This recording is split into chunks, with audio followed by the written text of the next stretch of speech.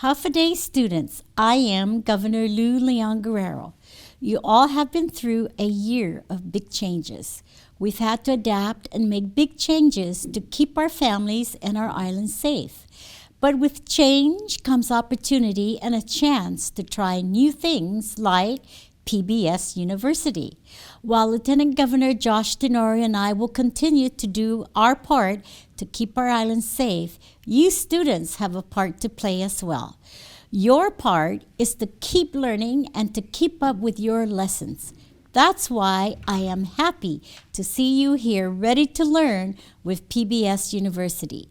PBS University is a way to bring a continuous educational curriculum to you while you stay safe at home during this time.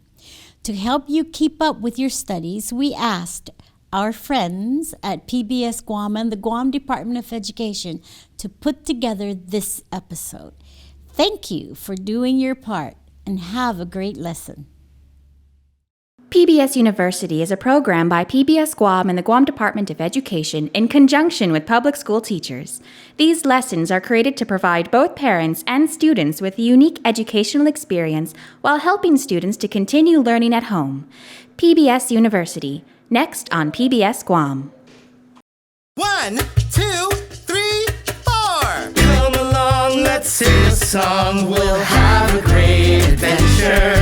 Today's the day, let's learn and play. We'll have a great adventure. Numbers, letters, science things, all that we can do. Help you deal with how you feel. Share with us too. It's super cool and just like school, our awesome learning adventures. So grab a friend, the fun will end. Our awesome learning adventures. Awesome learning adventures with PBS University.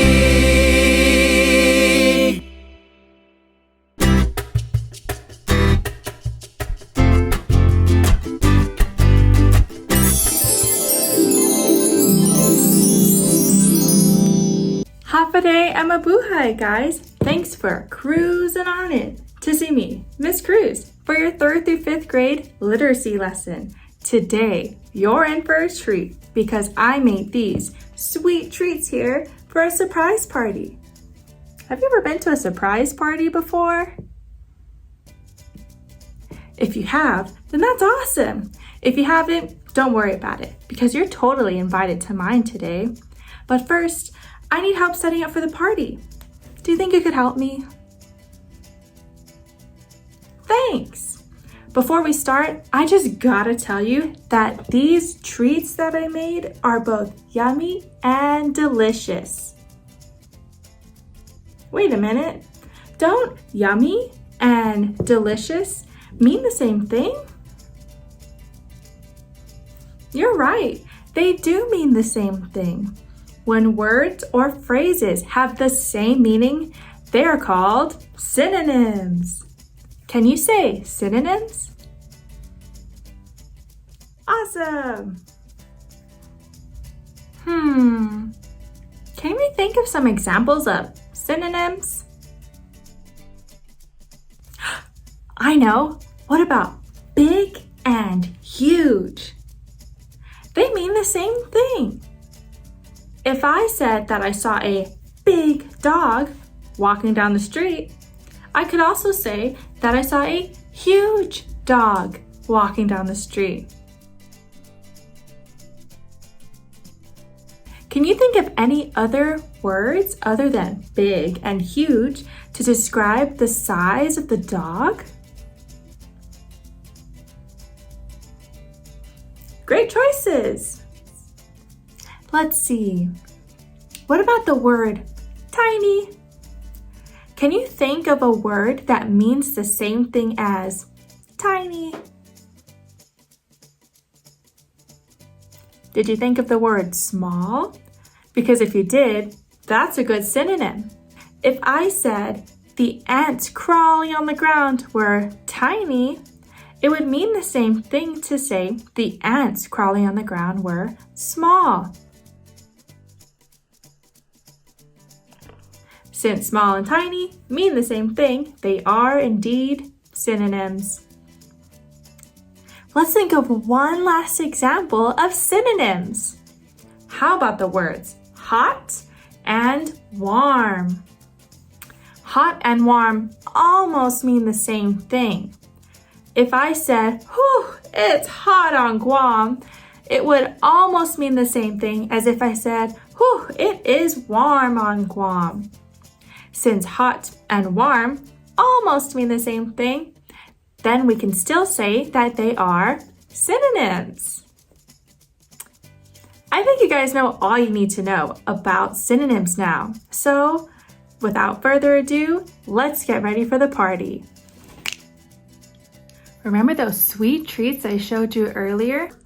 Well, they're Miss Cruz's synonym rolls. Wait a minute. They're all mixed up. I need to plate them in groups of 2 synonyms. Can you help me match the pairs? Awesome, thanks.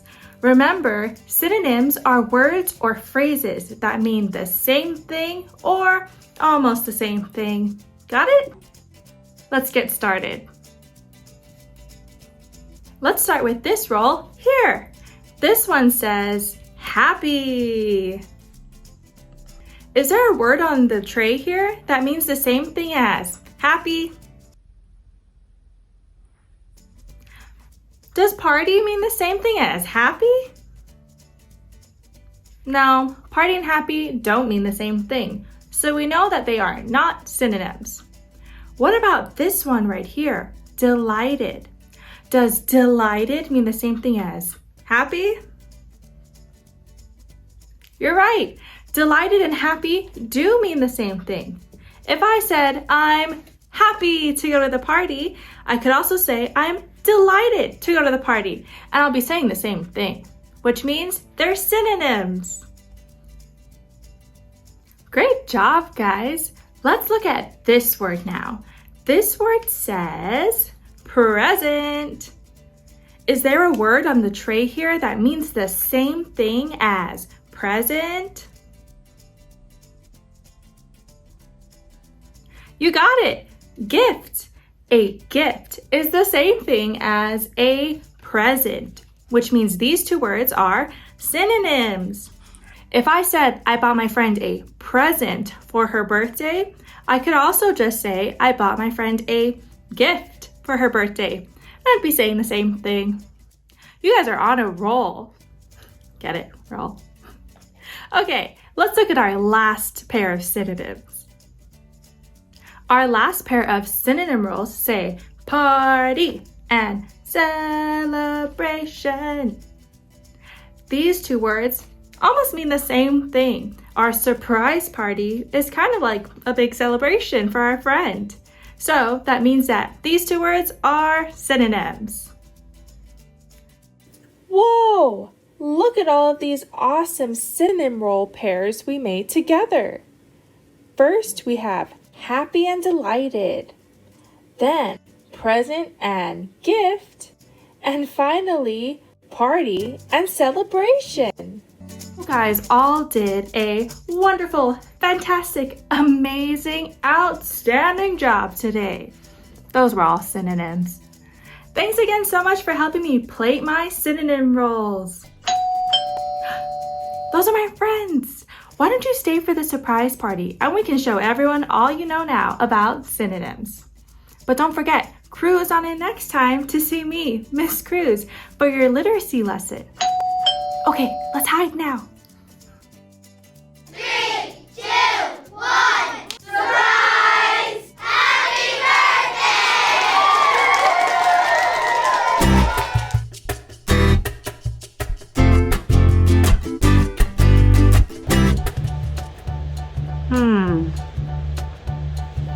I wonder. Multiplication facts can be fun. I think I have some ideas. Oh, hey guys.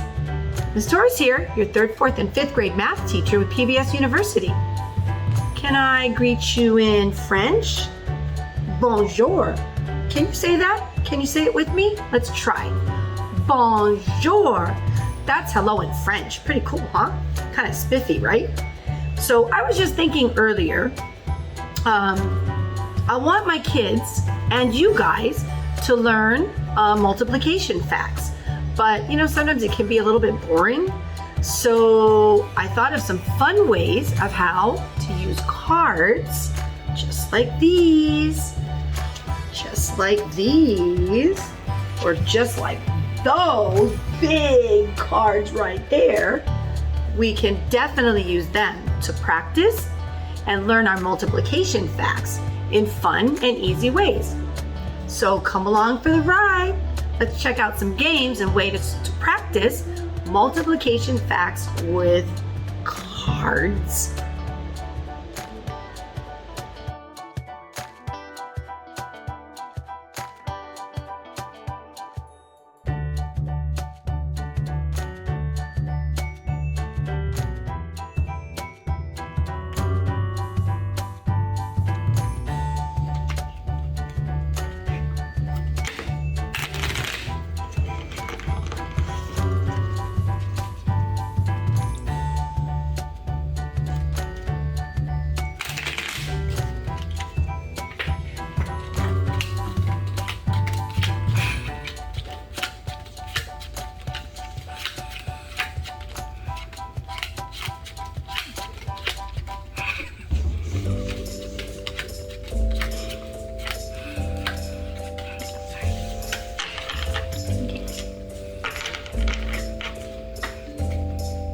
Okay, 1, 2, 3. 35. Oh, okay. 1, 2, 3. 90. 1, 2, 3. 7. 1, 2, 3. 10. 1, 2, 3. Oh. Oops. Go. 3. 1, 2, 3. 56.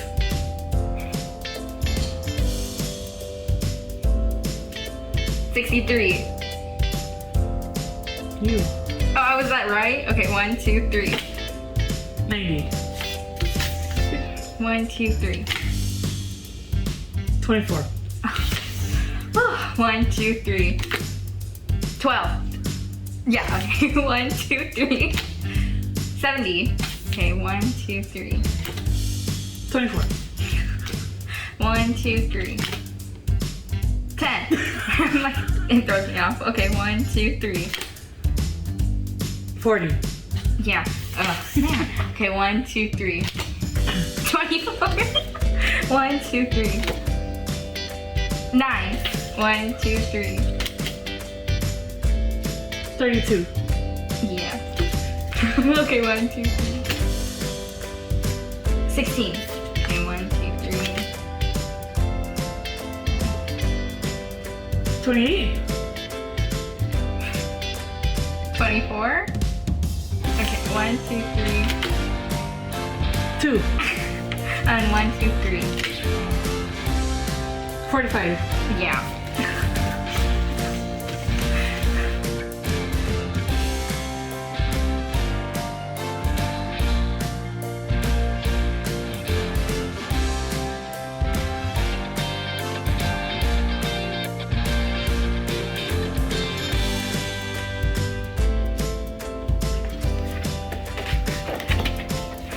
Three.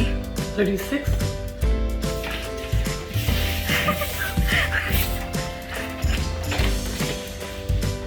48. 35.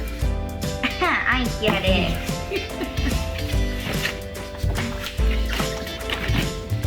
8. 16.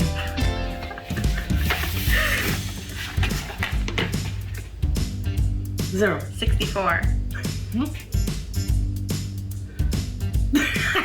Is it right? Wait, I don't know. It's 64, right? Okay. So I It's yours. okay. 24. 36. What number is that? Okay, yeah, that's 9 out of 6. Okay. 35. 5. I keep hitting him with cards. 40. 0. 36. 27?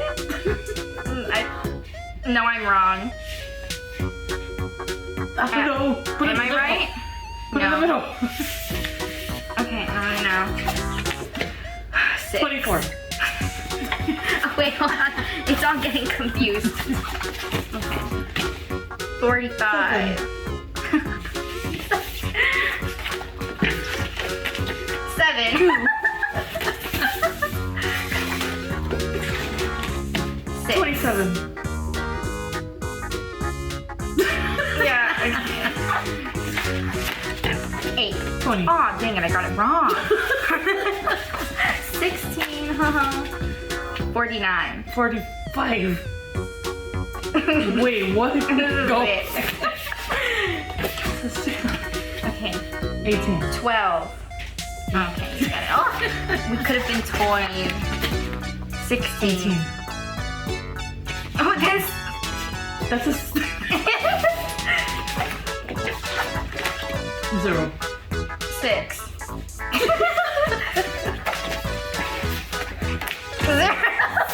Whoa. 36. There's a 9. That's a 72. Okay. So now we count. So who gets that one? I can put the speed in the middle. Oh my gosh. No, I'm just gonna have one.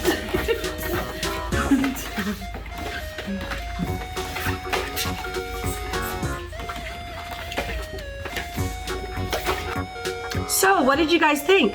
Sure looked like Miss Selena and Rachel were having some fun playing those multiplication games with what? A deck of cards. Like these or like those. You can practice and definitely learn your multiplication facts just like that, right? So, join me next time because I'm going to have some more games that you can play to learn and practice your multiplication facts so that it's not so boring and a lot more fun, especially with some friends. So until next time, bye!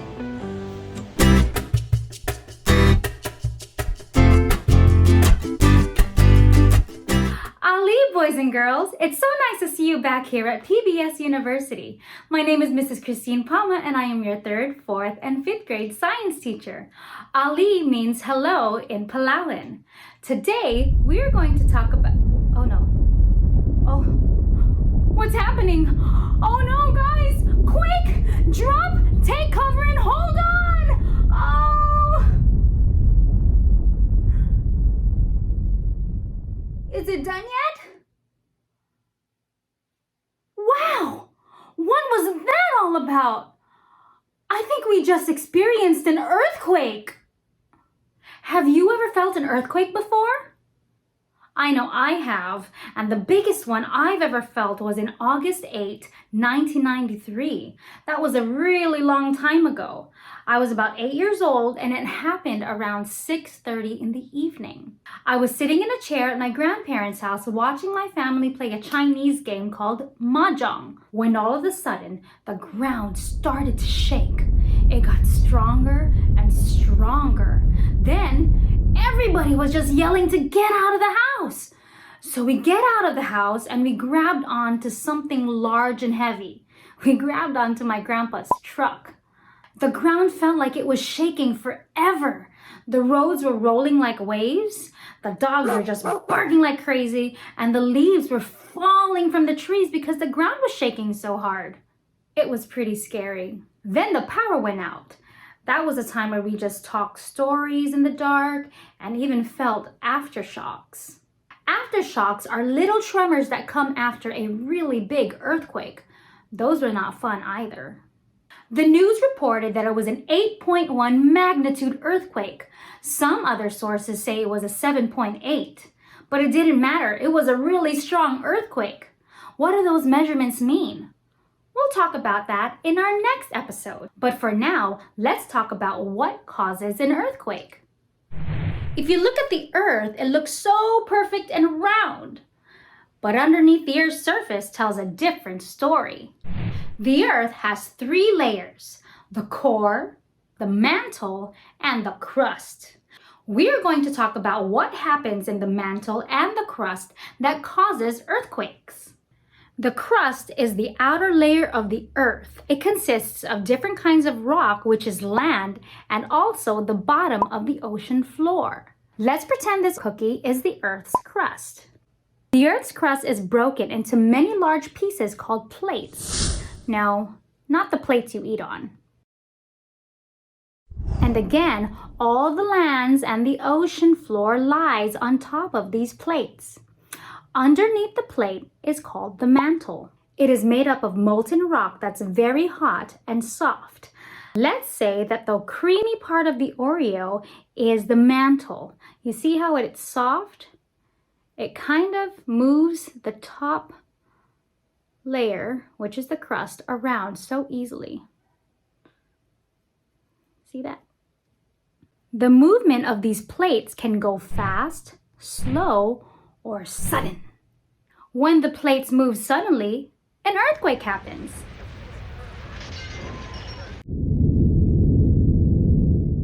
The ground might lift up a few feet, and the Earth's surface can even crack. Earthquakes happen along the boundaries where one plate meets another and moves in different directions. Some plates slide past each other in opposite directions like this. This is called a transform plate boundary. Some plates collide or crash into each other like this. This is called a convergent plate boundary. This movement causes very powerful earthquakes. It can even build mountains, just like the Himalaya Mountains. The Himalaya Mountains are a result of plates colliding with each other over many, many years. In other places, some plates actually move apart. This is called divergent plate boundary, and it doesn't cause very strong earthquakes at all. What kind of plate movement happened during the big 1993 earthquake that I felt when I was a kid? You're right, it was a convergent plate boundary. Did you know that Guam sits on top of the Philippine Sea Plate? Let's pretend my little knuckle here is Guam. This is Guam, this is the Philippine Sea Plate. The plate right next to it is the Pacific Plate. What happened at the big earthquake was that the Philippine Sea Plate and the Pacific Plate started colliding with each other. But one plate was going under, and as it went under, it started shaking and converging. So as it was going under, it sort of lifted the sea plate a little up, which is why I think Guam won't sink anytime soon.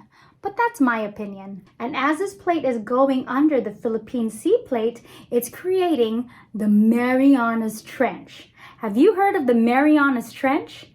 It's the deepest place on Earth.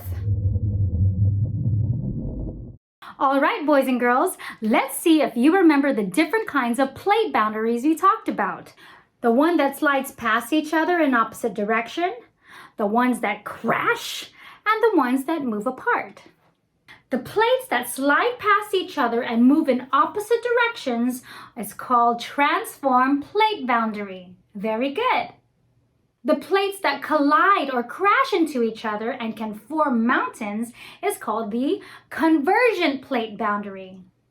And the plates that move apart and doesn't cause very powerful earthquakes are called divergent plate boundary.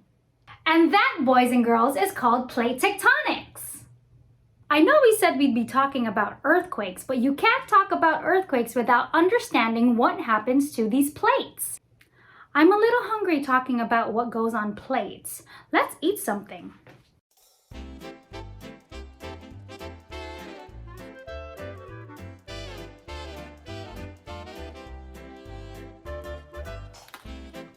So delicious.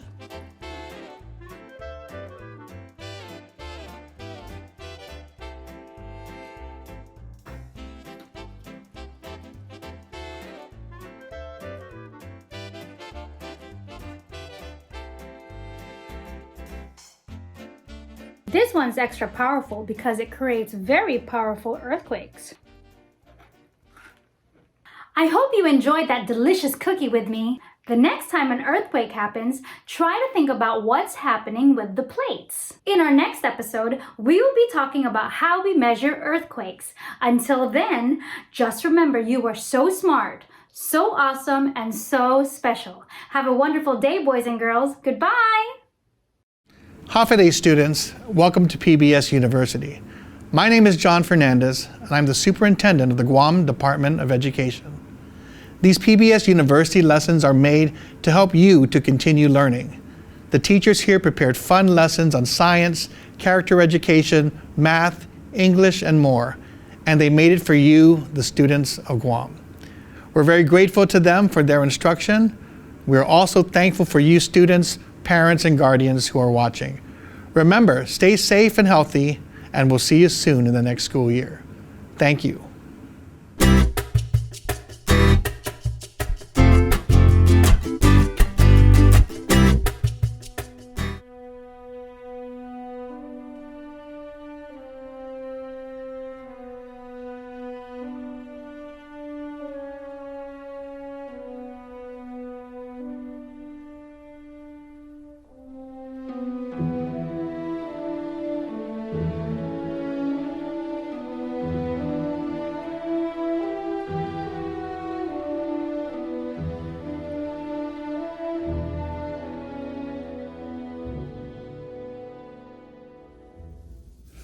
Hey, welcome back for another season of awesome learning adventures here at PBS University. To all our friends from YAP, I'd like to say Mogatin. If you didn't know what that means, that's hello in Yapese. I'm Mr. B, and I'll be your 3rd through 5th grade social studies teacher. Here it is. This is what I found when I was outside doing my yard work. For real, I was wondering why those rocks were loose, but now I know. Someone hid this in the wall. Can you guess what it is? I'm telling you, it's more than just an old rusty can. This is a time capsule. And not just some regular time capsule. The only way I can think to describe it is this is an eternal time capsule. But what does that mean though? Okay, well, a regular time capsule, it's a container that has items that a person or family will put together from that point in time. And it's for them to find and open in the future. Some things that people put in the time capsule could be pictures, newspaper clippings from that day, letters to their future selves, or their favorite toy from that time.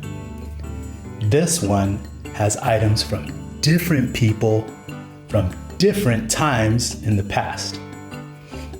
You know what? Let me just show you what's in here.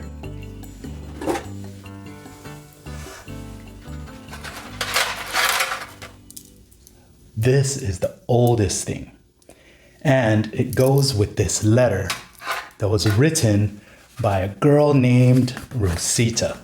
Here, let me read it to you. Dear future me. Wow, it's 20 years later. Remember that necklace that Nana made from the shells we collected at the beach? I hope all our dreams came true and that you still go to the beach every weekend. Love, 10-year-old Rosita. Wow. Look at this shell necklace. It's so beautiful, right? Okay, now here is where it gets interesting. Check this out. It's another letter. July 30, 1976. Half a day. My name is Rick, and I'm 12 years old. I found this can the other day. We're still trying to clean up after Pamela, and I guess this got uncovered during the typhoon, and I found this before Rosita did. My mom said that instead of keeping it, I should add something to it and put it somewhere for someone else to find later. I liked that idea, so I put this part of the newspaper from the day before the typhoon came. I hope that whoever finds this in the future will look at these things and then put them back with something from their time. Now, wasn't that so cool of Rick to follow his mom's idea and keep the time capsule going? And you know what? Someone did find it, and they did add something to the time capsule. Like this. This is from a guy named Hank. Okay. November 26, 1990. Half a day to the people of Guam in the future. I came across this while my family and I were moving into this house. It was in the closet of my room, and I guess Rick left this for someone to find after he moved out. I love this shell necklace that Rosita's Nana made. It's really nice. I don't remember too much about Typhoon Pamela because I was only 4 years old. I know it was a super typhoon that was pretty bad. Luckily, we haven't had one as bad since then. I wanted to keep this time capsule going, but wasn't sure what to leave, so here's a picture of me with my brother and sister. That way, whoever finds this will know what I look like. I'm the tall one. And to whoever is living here now, I hope it didn't take you too long to find this. Maybe you can look me up and let's hang out. Hank. Wow, think about that. This was over 30 years ago in 1990. What do you think? Should we look him up? Okay, how about we keep this eternal time capsule going first? What do you think we should put in it? Well, I was thinking that we could go around the island and take some pictures of what Guam looks like now. Then we can transfer it onto this flash drive and put this in the time capsule. We'll need to write a letter, of course, saying who we are and what's on this drive. And I also have an idea of where to put this so that it doesn't take another 30 years for someone to find it. I was thinking we could see if the Guam Museum would hold on to it, and then we could ask them, maybe they would have a random person open it in the future, and that person could add to our eternal time capsule. Sound good? Okay, how about this? I'll go and see if the museum can do that for us, and you all can go make your own time capsules. Then, when you're all done, come back for more awesome learning adventures with me, Mr. B, here at PBS University. See you then.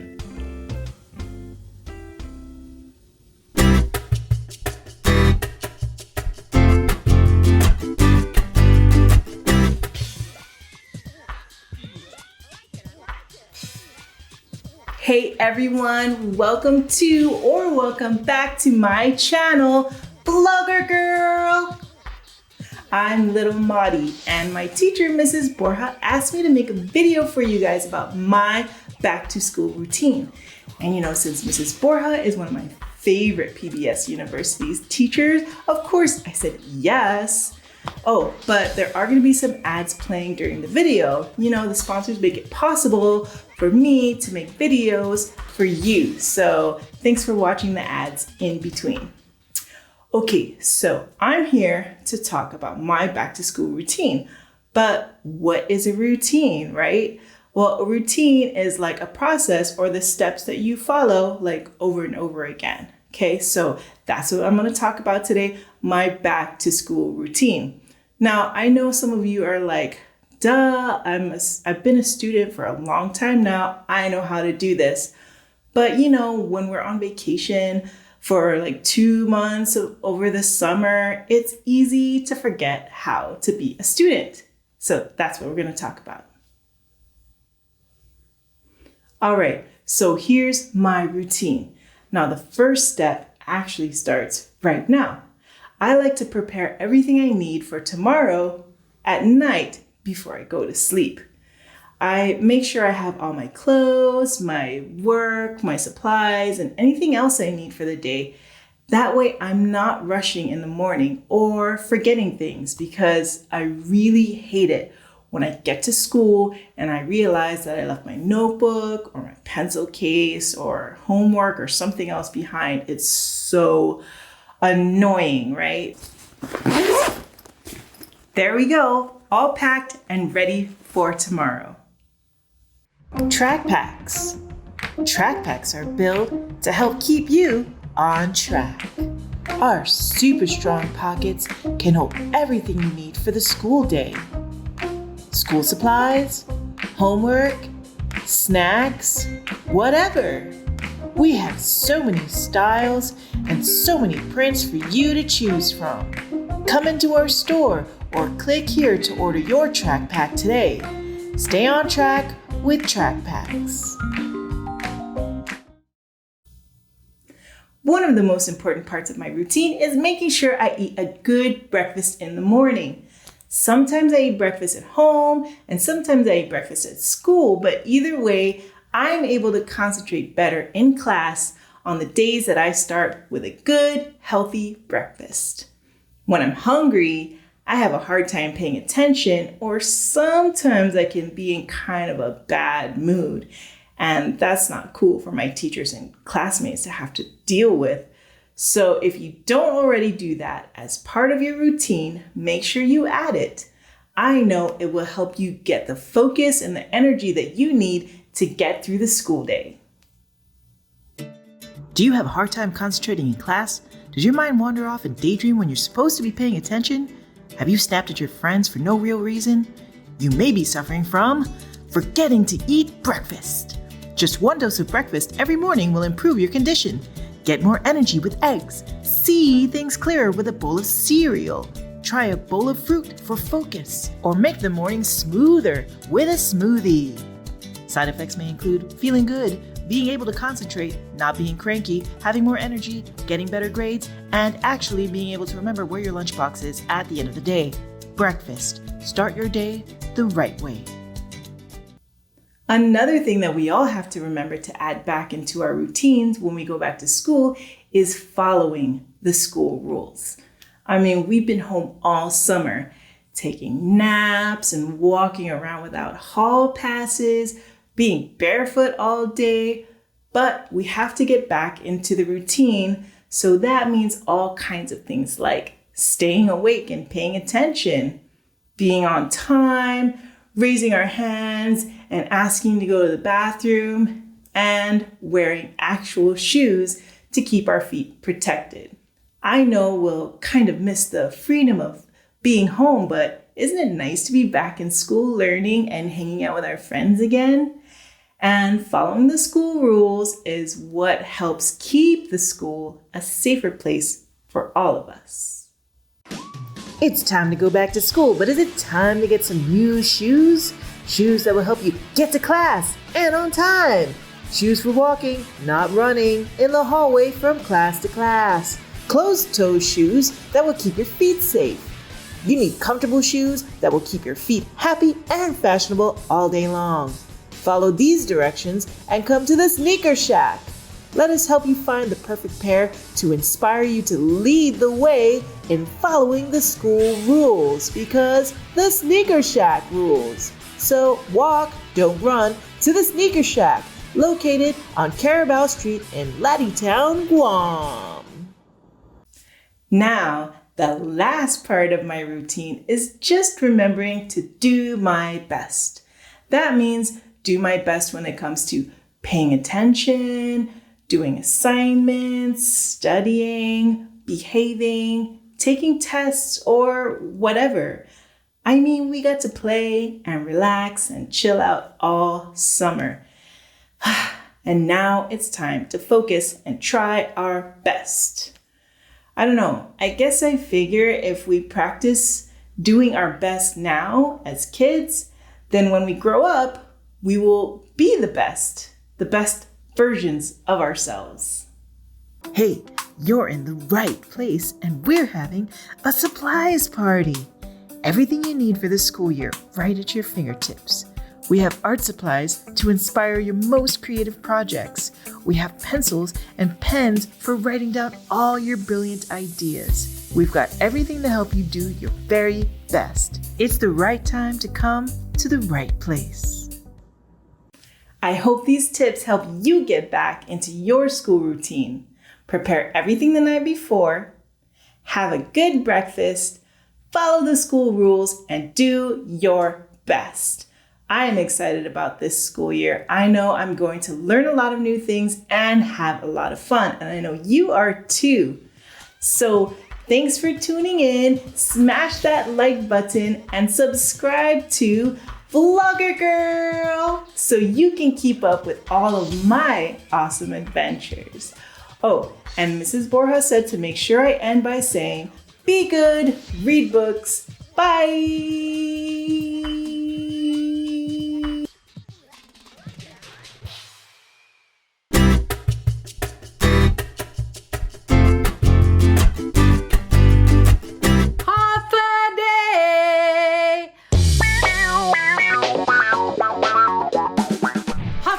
My PBS friends, and welcome to Tsamoru time.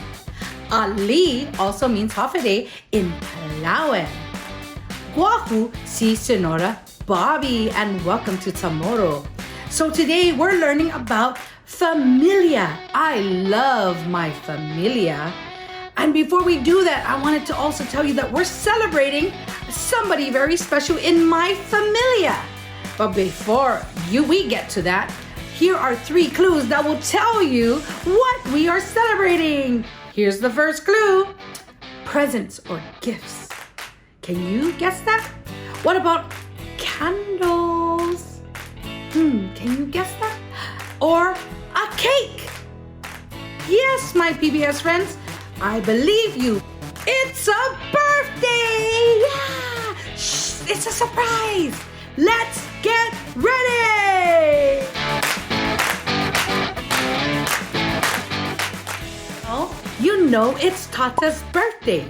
But before we go into this whole celebration, don't forget, it's a surprise. Nana is mother. Nana is mother. And Nana bought a surprise for Tata. We all did. And I want to share with you all their surprises. Let's see what Nana got for Tata. Can you help me say Nana? Great job, my friend. All right, let's see what Nana got for Tata. Wow! What an awesome gift. This is what Tata can use when he goes to the ranch. Great job, Nana. The next person in our family is my Tetlun Lahi. Tetlun Lahi is brother in English. All right, can you say Tetlun Lahi? Okay, let's see what Tetlun Lahi got for Tata for his birthday. Can you say it one more time? Great job! Awesome! All right, let's see what it is. Wow! What an awesome gift for Tata. Tetlun Lahi got Tata a gift for his favorite sport. And you can tell what it is. That's right, it's baseball. Great job. Good job, Tetlun Lahi. Now, I'm gonna show you my gift, but after I share with you my gift, let's find out what the youngest person in our family got for Tata's birthday. And she asked me if Tata can open up her gift before everything else. I wonder why. The next person in my familia is Nenny. Nenny is baby. Can you say Nenny? You guys are awesome. Good job. Nenny's got a really great surprise for Tata. Let's see what it is. But before we check to see what it is, can you say Nenny again? Awesome, my friends. All right, let's see what Nenny has for Tata. Ready? Here we go. Oh, Nenny. Oh my gosh. Nenny got Tata an ice cream and it's melting. Oh my gosh. We need to hurry up with this party and get it started because it's still Tata's birthday. But shh, don't tell Tata. Remember, it's a surprise. Awesome. Now for my gift. I would like for you guys to help me with my gift. My gift is very special because you guys can help me with my gift. Can you say Biba cumpleaños Tata? Let's take that. I'm gonna slow that down a little bit more. Biba cumpleaños Tata. Can you help me say that with my gift? All right, great job. Let's say that one more time. Biba cumpleaños Tata. Good job, my friends. I think he's gonna love our gifts. And of course, I am a Tzelon Palawan. And Tzelon Palawan means sister. Can you say it one more time? Tzelon Palawan? Yeah, that's me. I am Tzelon Palawan. Great job, my friends. Now, this is my familia, my family, all mine. Thank you so much for helping me to celebrate Tata's birthday. Yay! You know, guys, I would love for all of you guys to please have fun with your familia like I have with my familia all the time. For our parties, for going out to the beach, and even playing baseball with your family. All right, guys, great job. Now, my friends, before I share with you my gift for Tata, all right, let's review all the words we just learned today. First word is Tata, for father or dad. Mother is Nana, or mom. Tzelon Lahi, for brother. Tzelon Palawan, for sister. And the last one is Nenny, baby. Oh, baby. All right, here's my gift for Tata's birthday. Help me sing happy birthday for Tata. Biba cumpleaños Tata. Biba cumpleaños Tata. Biba cumpleaños Tata. Biba cumpleaños. Thank you, my friends, for joining me for my tomorrow time. Adios. Fast, fun facts. Fast, fun facts. With Mr. Ernest Ochoco. Happy day, kids. This is Mr. Ernest Ochoco with another fast, fun fact. And today I'm going to greet you with the word ya. What's that? Ya! No, it's not yes, and it is not karate. It is one of the ways that you can say hello in Greek. Yes. And why am I speaking to you in Greek? It's because of the word episteme. No, that is not rice. That is hot and delicious. That goes with your steak and your curry and your kadu. No, it's not. It is the word science in Greek. And we're going to talk a little bit about something called somatotropin. Somatotropin. And we're going to bring in my student and also practically my friend, Opti. Let's give him a round of applause. Yay! Woo! Hello, everybody. Hey, Opti, how are you doing? I feel amazing. Yes. Do you feel tall?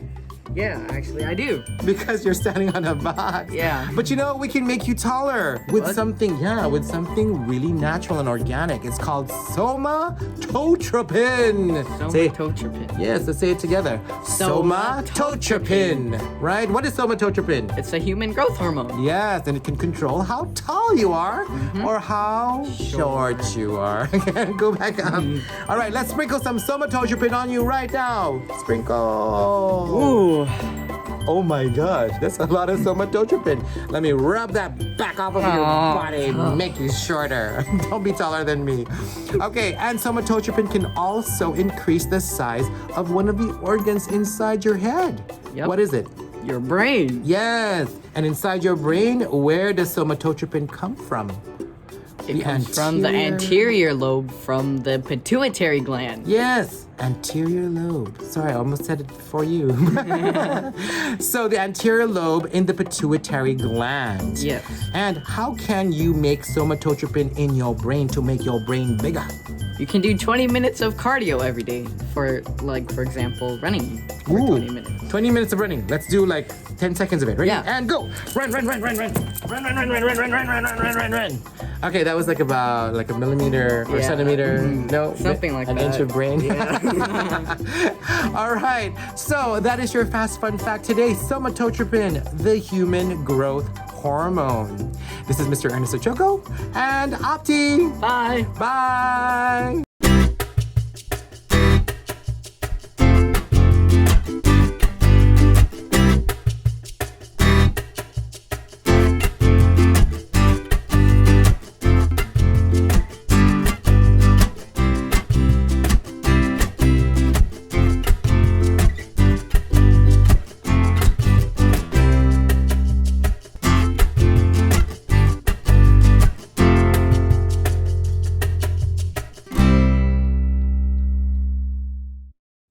Hafa students, I'm Lieutenant Governor Josh Tenorio. For more than a year now, you all have continued to wash your hands and watch your distance from others, and you've done a really great job wearing your masks. We know your parents and guardians have helped you to make these changes to keep yourself and your community safe. As Governor Leon Guerrero said, we are happy you are here. We want you to continue to learn and sharpen your skills with the help of PBS University. This program is the result of a collaborative effort. We couldn't do it alone. I'd like to thank the teachers and support staff of the Guam Department of Education and PBS Guam for their work and their commitment to our students. I'd also like to thank you students for participating at home. To your parents, I'd like to thank you for taking an active role in your child's education. We are all eager to return to a time when all of us can share and study together in person. Until then, we hope you learned something new from this PBS University instruction.